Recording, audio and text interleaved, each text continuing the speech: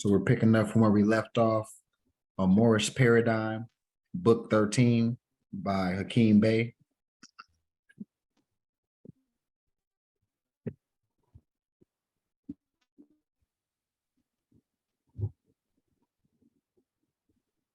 The only sole foundation for the Asiatics, for the salvation of the Asiatics.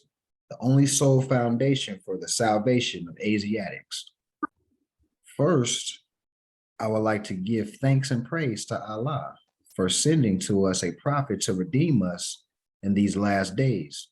I give high honor to our prophet Noble Drew Ali for a job of redemption, most excellently done. Salvation, Allah, unity. Salvation. And you see the glyph associated with salvation. Salvation is a ladder reaching from the heart of man to the heart of Allah. And that's a quote from the Holy Quran, chapter 7, verse 27, circle 7 Quran. We as a people needed to be redeemed, to think the greatest became the least, and the least became the greatest. I mean to say, the Moors and the Moorish Islamic civilization, which pound for pound was the highest form of civilization on the planet Earth, failed. And now our people, Moors, represent the most fallen of fallen humanity. From the time we fell from the highest plane of spirit life to the physical earth, an institution was set in place. This institution is called by Moors the everlasting gospel. Mission is for man's redemption and salvation on the planet Earth. The prophet Noble Drew Ali said thus, quote, "Our forefathers are the true and divine founders of the first religious creed of the redemption and salvation of mankind on earth." Quote from the Holy Quran, page 59, circle 7. This first religious creed involved a series of prophets or saviors, some of whom were crucified saviors, who were sent to get us back on the right path whenever we have strayed down the wrong path. When we fell from the realm of spirit or fall of man into the physical flesh, we were presented with the dilemma of choice. The choice of following the path of spirit man from the plane of spirit, Zion, directing the world of flesh and things made manifest, the matriarch, or the path of the cardinal flesh and things made manifest, which can attempt to subjugate spirit and spiritual man in gratification of the flesh. This is the choice that we as individuals and as a people have always faced and still face now. The role of the prophet in this institution known by Moors as the everlasting gospel is to get us to choice the first choice over the second aforementioned choice. In actuality, it is our people's inner longing for self-correction, salvation, redemption, that causes us to produce one from among ourselves, who has all of the necessary ingredients to redeem us. The one who chooses who it is that will redeem our nation at a given point in time is called by Moors, our Father God, Allah. Allah, so we're going down. We're going piece by piece with salvation, Allah, and unity. We just covered the piece for salvation.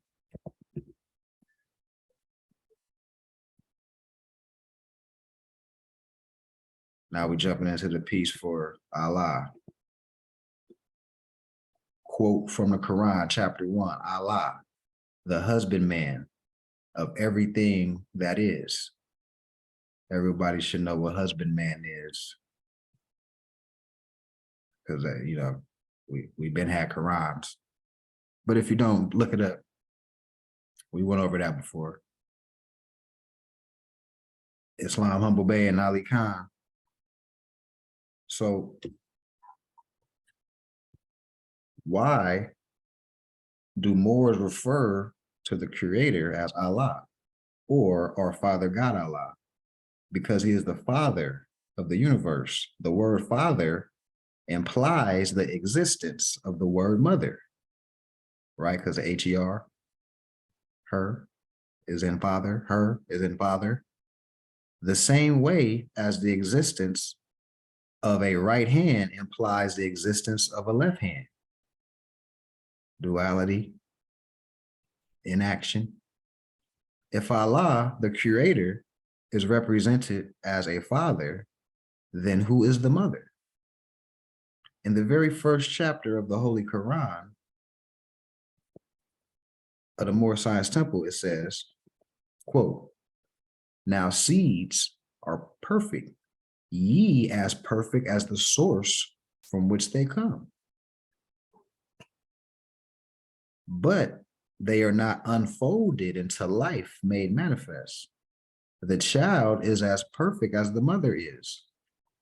So man must be deeply planted in a soil that he might grow, unfold, as does the bud unfold to show the flower." Page 4, Circle 7 Quran. That was a reference. No language can describe a mother's worth. Be grateful to thy father, for he gave thee life, and to thy mother. He's giving references from the Quran to strengthen his point. For any people that want to write books, take notes of these things, because it's a really simple thing. Have a thought, support it with things that have been already cross-examined, i.e. published material, and keep on transitioning. It's just like a conversation on paper. Thus, the mother is shown to be the matter, matrix, the physical substances, both seen and unseen, in the physical universe.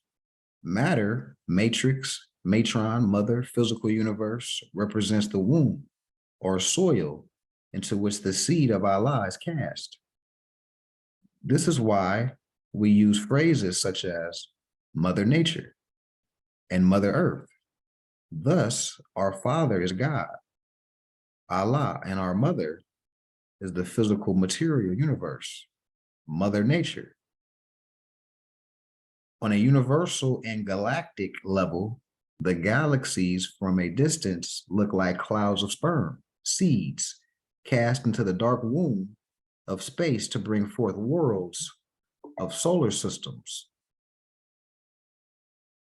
On a solar level, comets look like individual sperm, and the planets look like ova or ovum.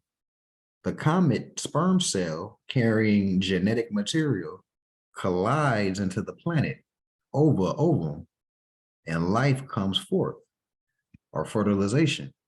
Thus, the universe itself demonstrates why Moors refer to God, Allah, as our father, and the material universe as our mother.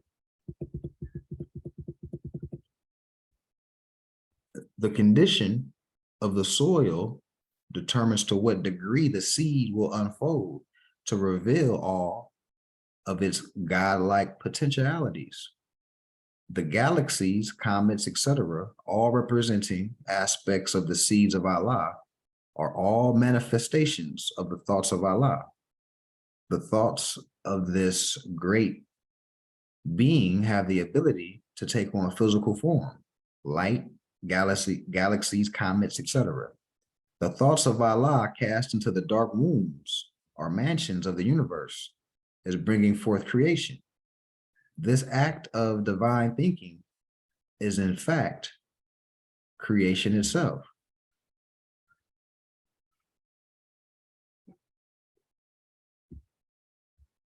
Divine thinking is creation itself. Or that just takes my mind back to manifestation. It starts as a thought. It's like the fundamentals of life. As I keep reading stuff like this, this is how life has to be. We gotta visualize and create the visual. That's what we're here to do. It's becoming more and more clear. Like a farmer, Allah prepares the soil or the dark womb of space to receive his seed prior to casting his seed into the earth. He tends to the soil, invests it with nutrients, that which nourishes and sustains life, and pulls out any weeds, that which stifles and inhibits life and growth. He tills and soil, foreplay, in order to prepare the soil to receive his seed. But like any good farmer, Allah does not just leave the seed and soil alone and just allows whatever happens to just happen. He patiently and laboriously tends to and assists the soil and the seed. This tending to the soil and seed is the reason for the everlasting gospel. It is Allah tending to us, his seeds, and the soil, the earth, via prophets, to make sure all is growing well according to the divine plan or intention. Reference points he chooses to use to support what he's saying right now. Page 30 of the Quran, circle 7. The covenant of the great God Allah, quote, honor thy father and thy mother, and that thy days may be longer upon the earthland, which the Lord thy God, Allah, hath given thee. Page 60. Thus, Allah is our father, and the mother is the physical, material universe matrix, or M-A. Universal matrix, mother.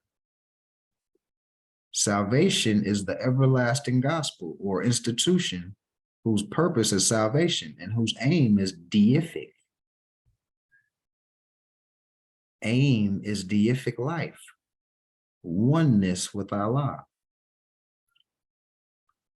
Salvation is like a farmer tending his seed, soil, and crop to ensure a good harvest or intended result, unity or oneness with Allah. So now we're going into the next element that we read when we popped it off. So now we're dealing with the unity aspect.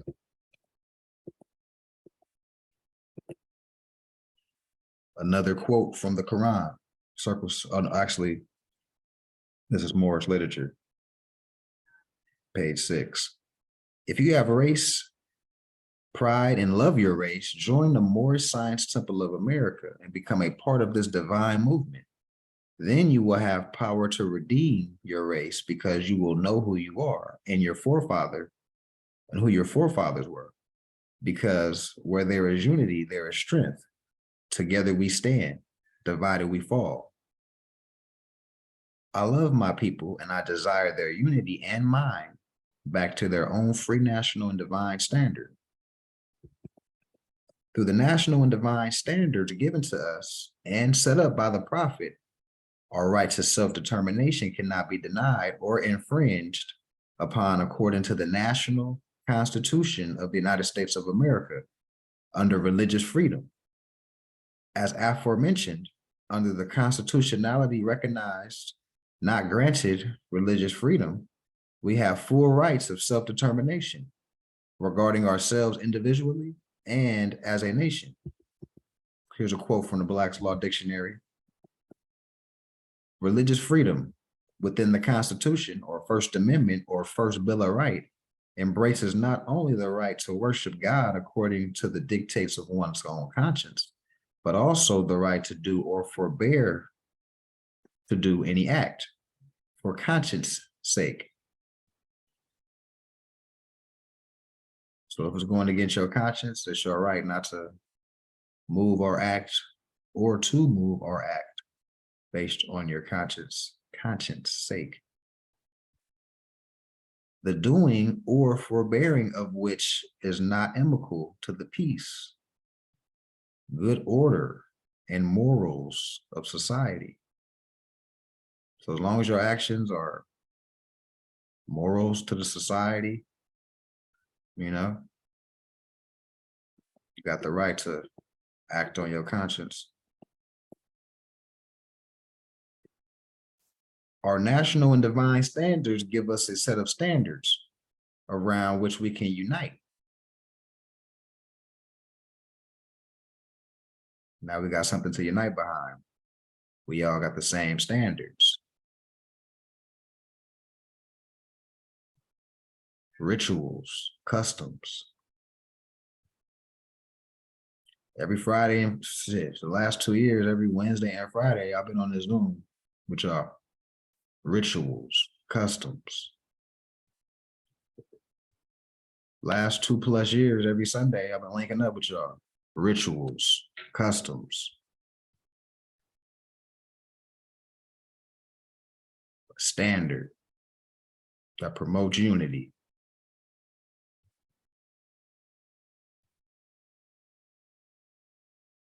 It is standardized so that every temple, regardless of where it is located in the nation, has the exact same standards. This gives us something in common to unite around. Something in common is the foundation of unity. Some of our free national standards are flag, divine constitution, our laws, rules, and regulations pursuant to our divine constitution, our Supreme Grand Council, our Quran, our Friday meetings, and Sunday school. When we unite around these standards, they form a protective umbrella and sanctuary under which we can find protection from all the madness taking place now and sure to come in the near future. Protect and secure yourself and your family now by uniting into your nation and around our free national standards.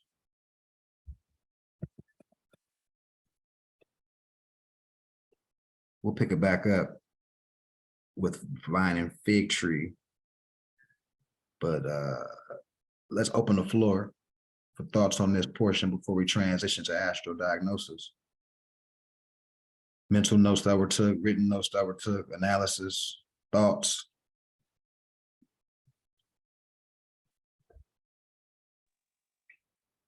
Islam. I mean, you said it earlier, but I'm gonna bring it up again. Basically, divine thinking is creation itself. That was the biggest key thing to me, because that sets the tone for how we move, interact, everything. Mm-hmm. So basically, it's telling us that if you're not in your higher self, you losing. Yeah. Y'all want to win or lose, huh? Yeah, man. That's it. Yeah. Islam. Islam. I wanted to point out how it I think we was reading part of the Surah 7 Quran. I referred to the seed going into the soil, and I just it just always reminds me to always go back to nature and look at nature on the physical plane to reach Allah and see how Allah moves, proceeds with things, so I can come up with solutions. You know what I'm saying, in my own life for the nation. You know what I mean? And if we didn't have nature around us, we wouldn't have the best teachers around. You know what I mean? That's how I feel. So yeah. Wow. Yeah, just look around. Look at the animals, observe. Watch how the animals observe, observation is big. It's a big part of life. You learn a lot. Also, I forgot this other point. Part of my artist name is I High, which is IHI. It represents in her image and in his image. So it's the principles of the mother and the father in one space. And that's exactly what we're talking about right now, that Allah represents, even if we say father here for this part, or it's still, he embodies her because he comes from her, so it's still her. So we always have to look at both sides, keep that balance. That's what's up. It's not whole. It's not a whole situation, right? Like the yin and the yang is a whole circumference that has elements of male and feminine. I mean, masculine and feminine. And that's another example. It's just it's half empty. So something missing. Yeah, to add to that, on a side note, I heard an empress say that we really don't have 12 signs, we only have 6 because they're all halves of the other side. So we're looking for completion in the opposite aspect, not for like the singularity of the next number, to the 12. We're really just doing half of 6. Right. It's right. It's just a little polarity now. Yep. Yeah. To show the wholeness. Yeah, I can feel that. And that's a great segue for what I was about to get into before we jumped off to astro diagnosis. But I want to see if anybody else had anything they wanted to add based on what was read thus far.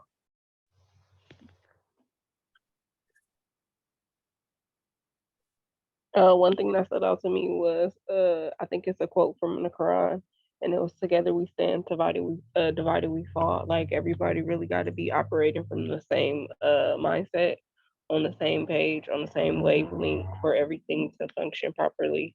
And side note, your mom is trying to get on the Zoom, but she said her link is invalid. She just texted me. Okay, let me try to send that. I'm trying to send that out right now. Yeah, okay. Yeah, that definitely stood out to me too.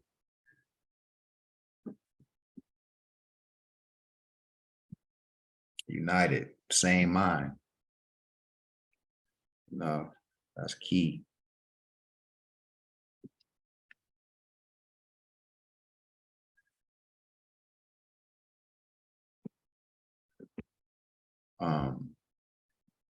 Okay, so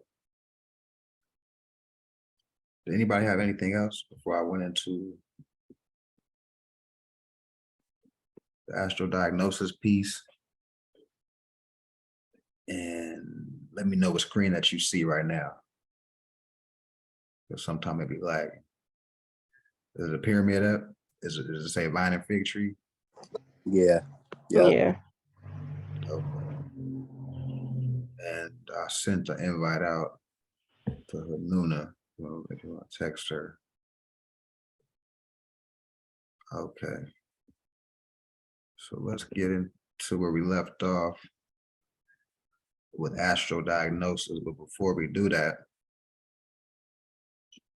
and I thought about it because I kept mentioning, like I said, sextiles and oppositions and trines and all these things. And I would imagine that y'all would, looked it up if y'all didn't know what it meant. But I'm just going to put it on the record right now because this lingo is going to keep popping up. All right, so when you're dealing with aspects, and this is just rudimentary basics.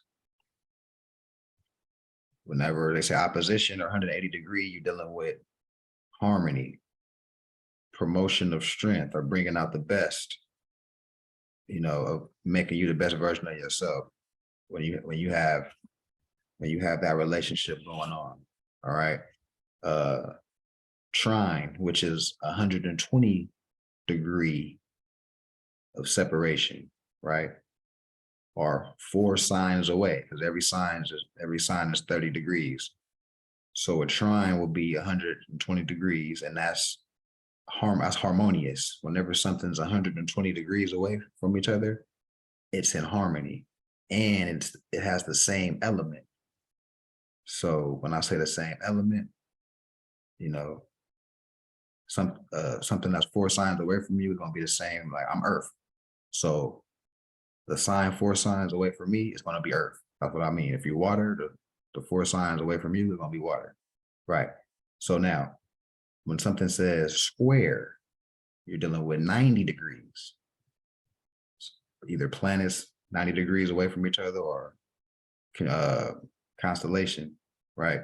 So you're dealing with that, you're dealing with conflict and tension. You know, so 90 degrees will be considered not in harmony or inharmonious. 90 degrees or square or 3 signs away or 90 degrees away, right? And when you typically assign 90 degrees away from you is in the same mode or modality. Modality meaning like I'm mutable, right? So assign 3 signs away from me is going to be mutable. That's the same modality, right? When something's in semi-sextile, it's 30 degrees away. That's typically too small of a degree of separation to really cause any enhanced or adverse situation, right? Now, sextile is 60 degrees away. That's a positive harmony.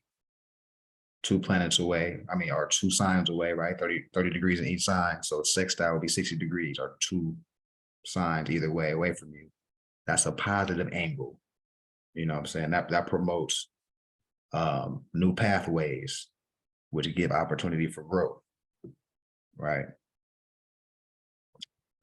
Inconjunct, the word inconjunct, 150 degrees away, right? You won't get along with that person or unless you really in your higher self, you know, and 150 degrees away is a different element and a mode. So there's no similarities. And yeah, like I say, y'all both gonna have to be in your higher self. And so these are examples because you're gonna keep hearing opposition, you're gonna keep hearing trine, you're gonna keep hearing square, you're gonna keep hearing sextile. And now y'all know. So if they, so if they say a planet is sextile to another planet or whoop-de-whoop, now you know what that means.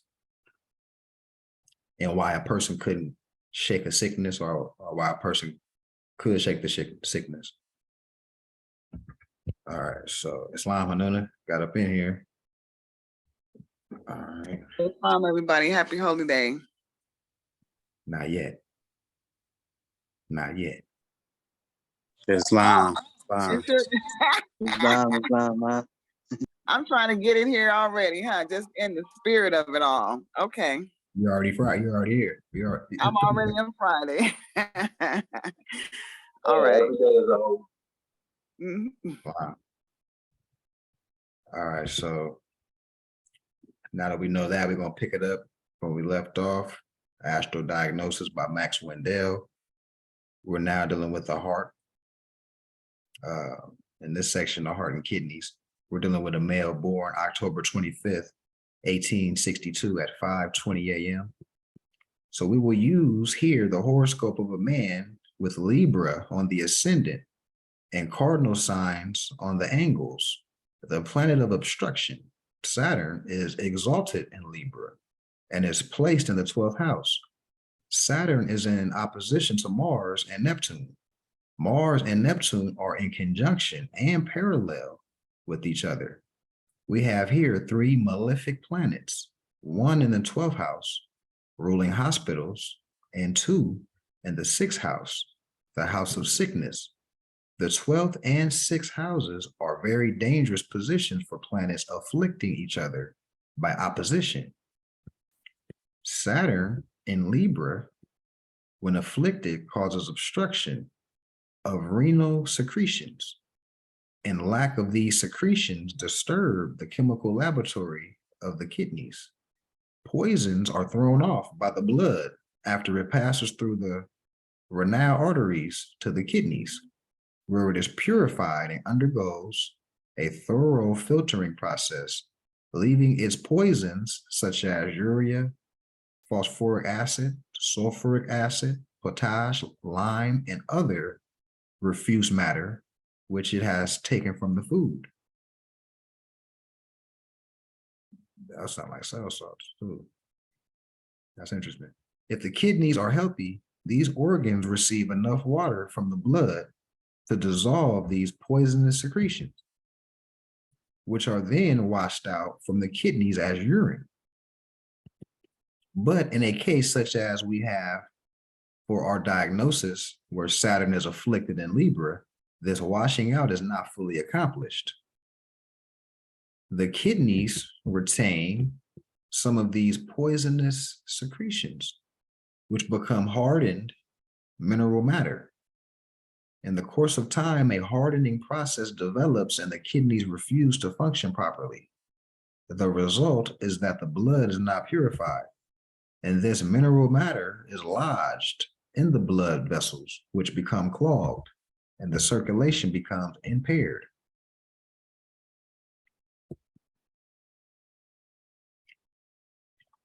The eyes are closely allied with the kidneys, and when the latter organs are sluggish and filled with mineral matter, the eyesight becomes impaired.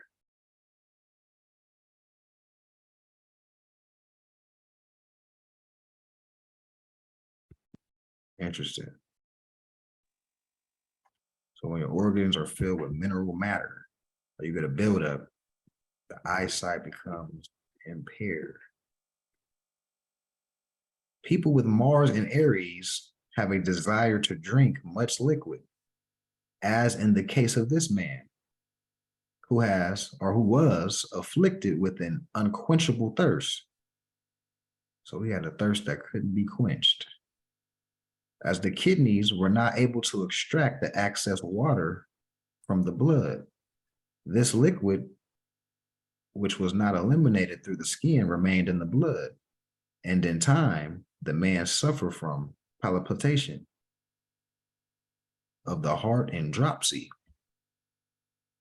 Damn, that's crazy. So he couldn't sweat out he couldn't get no toxins out. Dang, that's terrible. His case was diagnosed by the doctors as heart disease. People suffering with this affliction have very scanty and very highly colored urine. If a case of this kind is taken in time, the kidneys can be flushed and the poisons eliminated by a proper diet. String beans, carrots, asparagus, and tomatoes are most helpful in stimulating the kidneys and assisting in elimination of water. String beans, carrots, asparagus, and tomatoes are most helpful in stimulating the kidneys and assisting in the elimination of water. Onions are astringents, and where there is an excess of urine, the onion will regulate it. Therefore, it is very necessary that the vegetables be properly chosen to work against and not with the disease. So you want to eat food that promote attacking the disease or versus promoting like inflammation. You don't want to have that. Or mucus. You don't want to eat foods that promote mucus when you're trying to get rid of it. Let's do one more analysis, still dealing with the heart. So this is a male born October 6, 1855, 1 a.m. He wants to say a little riddle that I don't feel like reading the riddle. Well, may we say the soul whose destiny will read through the mystic scroll that his work in the past followed him. He hewed a path for himself and chose one that was rough and rocky. His was the path of a leader of men, for he had the sign of Leo on the ascendant, with the moon in conjunction with Mars and the ascendant and sextile to the ruler, the sun. He also has fixed signs on the 4 angles and 5 planets therein. This is the sign of a strong soul, a man who will never lean on anyone, but who will be a doer, a lifter. As such, he spent his life. This was a man who carried his cross willingly and who bore the stripes of the cruelties of the world uncomplainingly. One with such signs on the angles and with the planets as strongly placed as in this horoscope, and afflicting one another, surely finds his life full of lessons, and many responsibilities are placed upon him. In his home, he was most unhappy, as we see from Mercury in conjunction with the dragon's tail and Scorpio in the 4th house.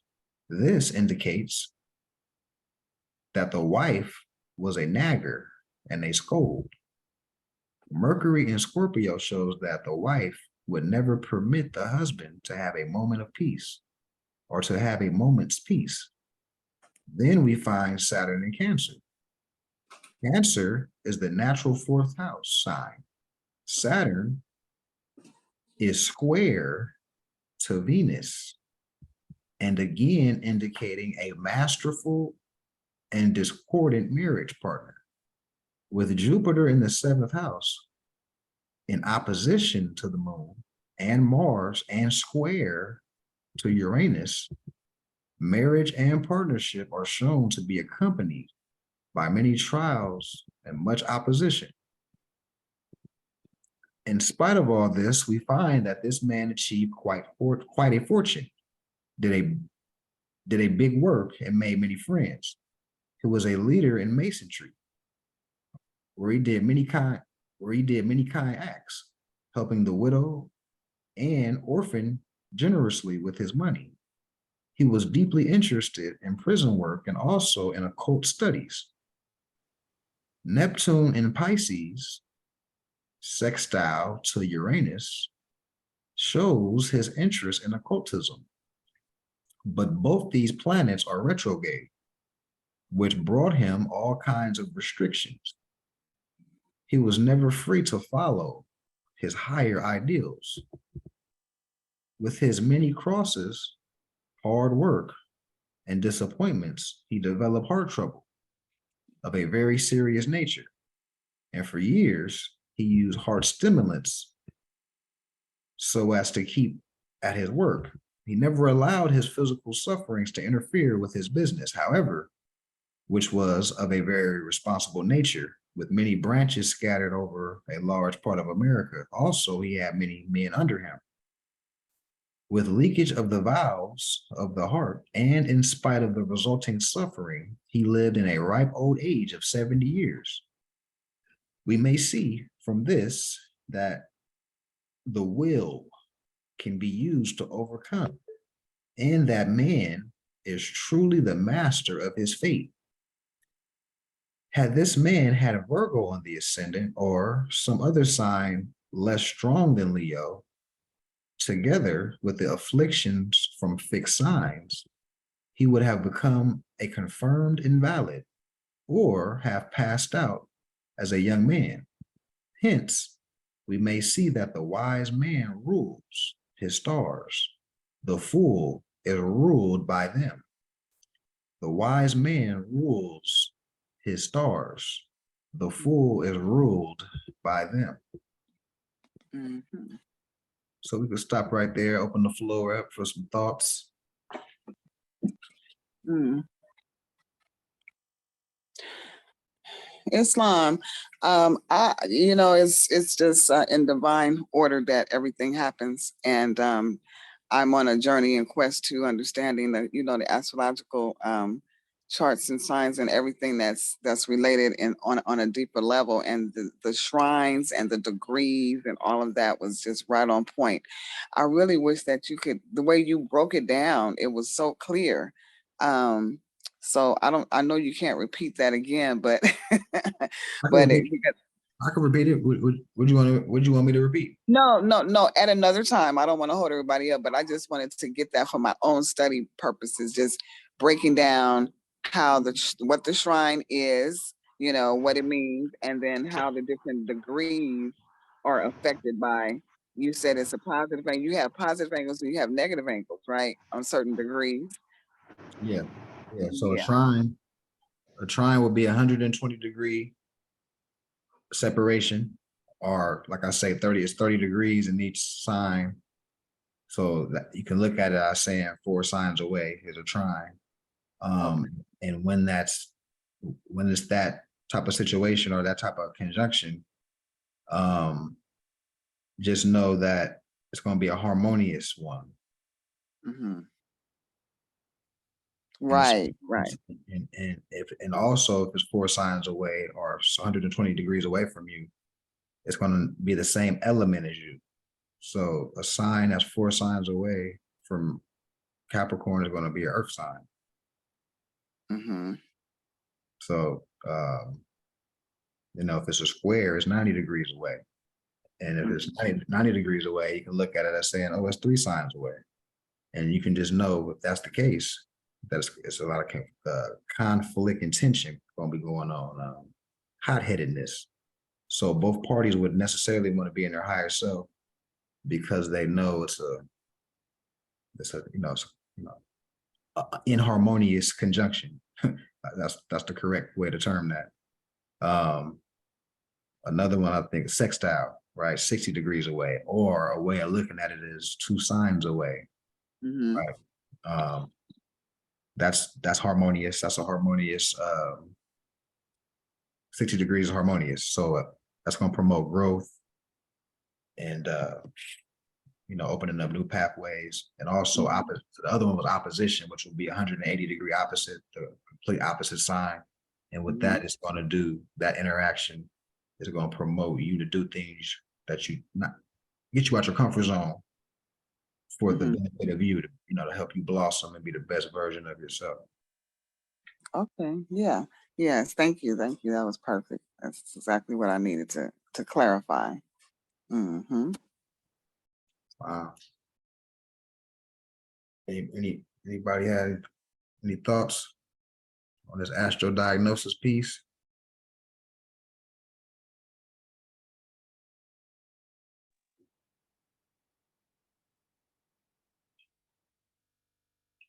Yeah, a couple things stood out to me, nothing really major, but in the birth date of the first person you gave, I noticed there was a lot of 7s in there, including the life path, and then all the issues they were going through seemed to be a lodestone nature, where they're holding on to things possibly from external forces. You could say with food, it's something external you're putting in, you're pulling things out of it. Everything's not leaving, so you're having these effects within the flow. So it's like a lot of us that are doing this, let's say, heavier spiritual work, whether it be mental, emotional, physical, whatever, we have to be very careful of not only who's around us, but how often we're purging these things and how, like, keeping the system in flow. Like even I feel like the Empress who's talking about her son with the asthma issues, which I had the same thing growing up. I was on all those machines and everything else. But I feel like it's because, first of all, when you're having those kind of issues, you're purging, but it's being blocked right now. It's not all coming out. So where is he pulling it from? It's the environment too, people, food, all, it's everything. So there's just a blockage right now. So she's, working on trying to get it to flow. So it's the same.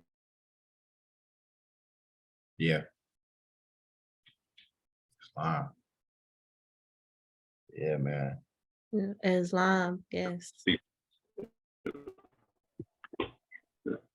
Yeah, I would even go ahead in the book. Y'all got the PDFs and just go to the section that's dealing with the Trinity, Yeah. you know. Did we do the chapter of Malone before this? We did the throat, I remember. Yeah, we Yeah, get I don't. we coming down. Yeah. We going mhm. down. We in the heart right now. So that's next. Oh, I think it looked like it was above it, and Really? I don't think we're talking, if I'm not mistaken. But yeah, I would go to wherever your son.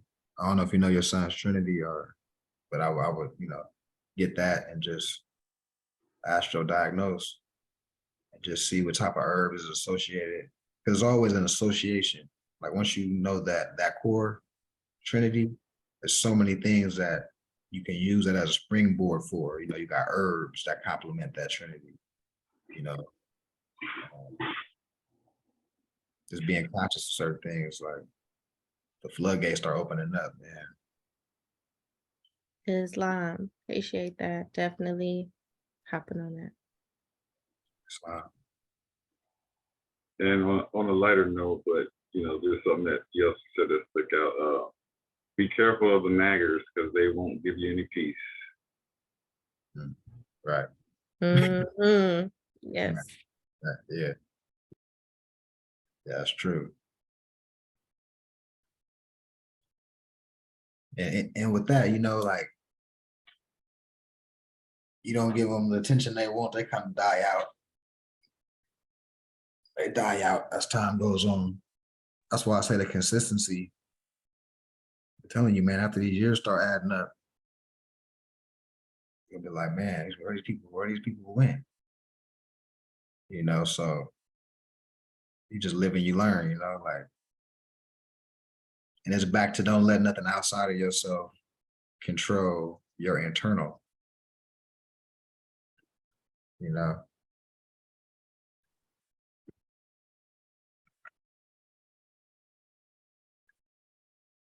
But yeah. Anybody I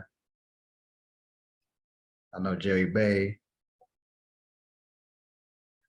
Wait, Ali Khan, you going to the Moorish basketball event on Tuesday? I don't think I ever asked you. Yeah, if I don't, what time are y'all supposed to be doing it? 12. Okay, yeah, I depending on whether or not I start working, I may or may not be able to pull up, but I'll let you know. Okay. Yeah. Jerry Bay. I'm not sure if you knew about it or if you happen to be free Tuesday at 12. Just let me know. I'll send you the specifics. But essentially, it's Fullerton Community Center. And yeah, get like a little playoff situation going, best of 7. Probably keep a little stats, stuff like that. Build a rapport. Matter of fact, I'm about to, I got a meeting with one of them tomorrow, actually. I'm gonna meet up with the brother that got that hold the boxing events back east.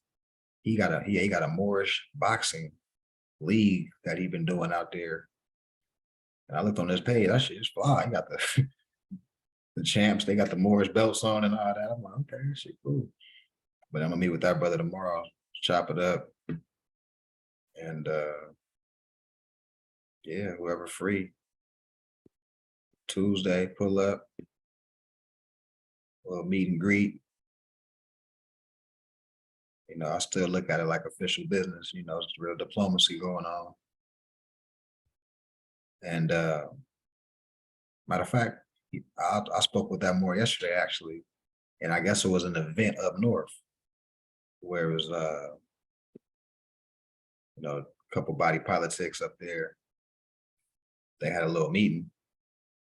and it was supposed to like represent Khalifa, like, showing like a coalition, alliance of Moors and Khalifa. And the brother that I've been talking about right now, Vincent Bay, that's his name.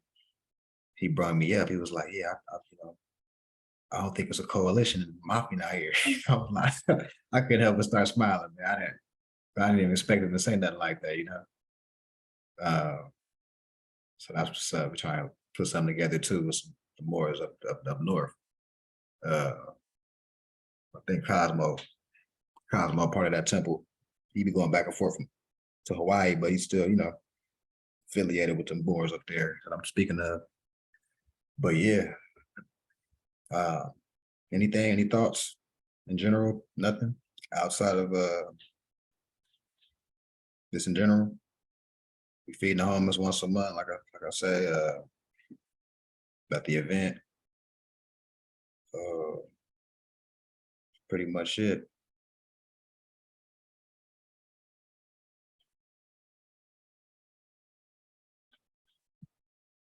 All right, I'm gonna close out. Everybody have a beautiful night. See everybody on a holy day. Peace and love. Peace. Peace and love, everyone. Islam, Moors, Islam. Peace and love. Islam, Muggles, peace and love, nobody. Islam, Have a peace and blessed love. evening. Peace and love. Love everybody. Again. And it's not Holy Day, so I'll wait until Friday to congratulate everybody on Happy Holy Day. It's always a holy day. Yes, it is. That's right. Thank you, Mataji. It's Honest to the always mothers. a holy day.